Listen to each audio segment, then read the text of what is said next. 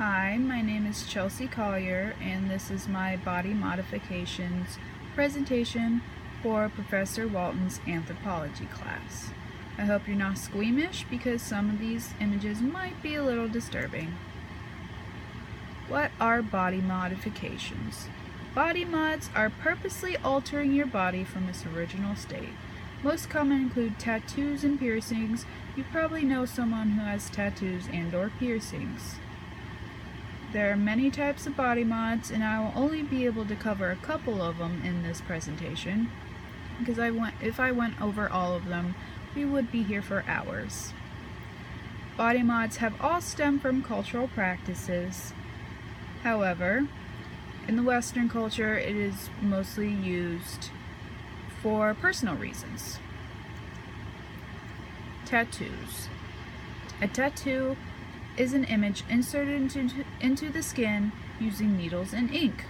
Tattoos can be words, images, or anything the person wants and the tattoo artist can do. Western culture, it is used for beauty. Other cultures use it for traditions. Here are examples of tattoos.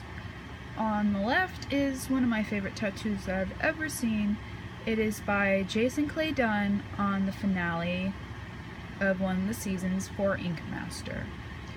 And on the right is one of my favorite styles of tattoos, which is watercolor tattoos. It is supposed to mimic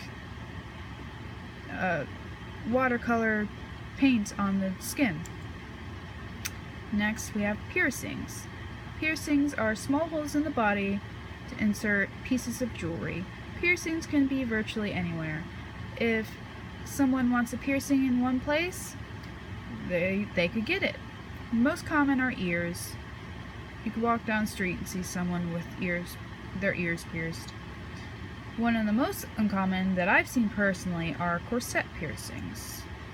On the left, you can see a woman that has an intricate design of hundreds of needles pierced into her skin, and on the right is a corset piercing, which mimics Victorian era corsets. Next we have gauges. Gauges started out as piercings, but unlike piercings, gauges use stretching. Tapers are inserted to the ear, and once it reaches a specific size, the next size taper is inserted to the ear until it reaches whoever has them, their preference of size. On the right, there is a young man with a wooden knuckle in his ear. He has stretched it so much that it became pretty large. It is a slow process, so it took a while for him to get it that size. Next we have more gauges, which these are some of the most extreme gauges that I've seen.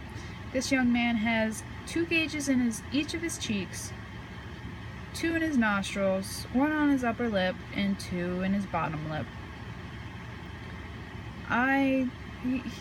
The cheeks, you could see to his teeth. He has created holes in both of his cheeks, which I find kind of interesting. Next we have scarification. Scarification uses sharp objects to cut into the skin. Scarification relies on the process of healing to create design. You probably have scratched or hurt yourself on accident and have left a scar. Some people want that same process done, but purposely.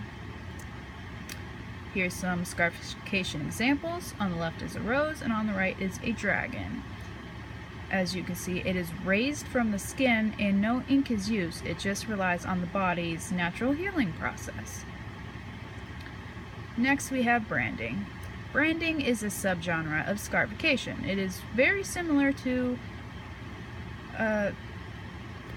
scarification because it doesn't use ink and it relies on the body's healing process. However, instead of using sharp objects on the skin, heat is used. Branding comes from slaves, where slaves owners would brand their slaves to identify them.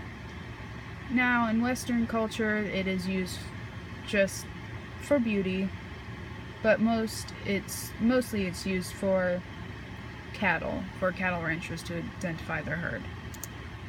Here's some branding examples.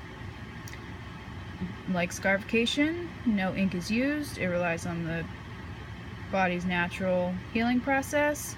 But unlike scarification, branding is embedded into the skin, while scarification is relatively raised from the skin.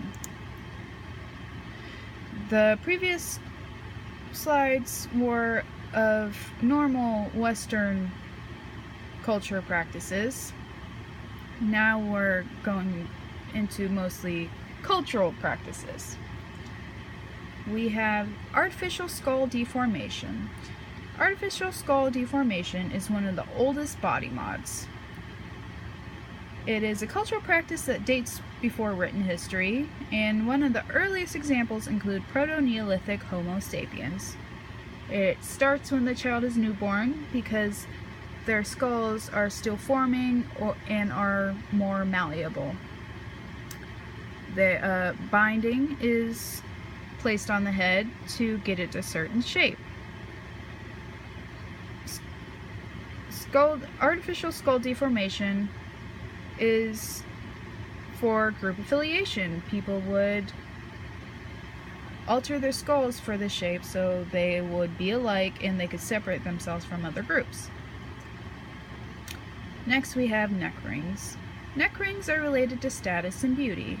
The more the rings, the higher the status and beauty. And as you can see, this woman has a lot of rings on her neck, so you could tell that she is beautiful in her culture.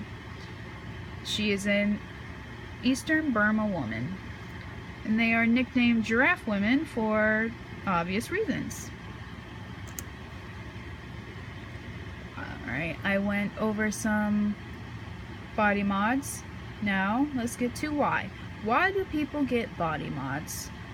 Top answers for Western culture people getting tattooed and body modifications include to express myself, to be individual, to be unique. If they want something done to their body, they will get it done because of personal reasons. However, there are cultural reasons for tribes and groups of people. The Western public view of body mods.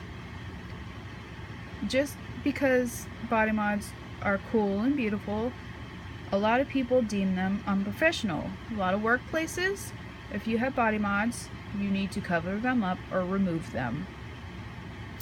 Many view that delinquents get body mods, and some even say body mods have a link to mental health problems and sexual deviance. However, approval of body mods have increased.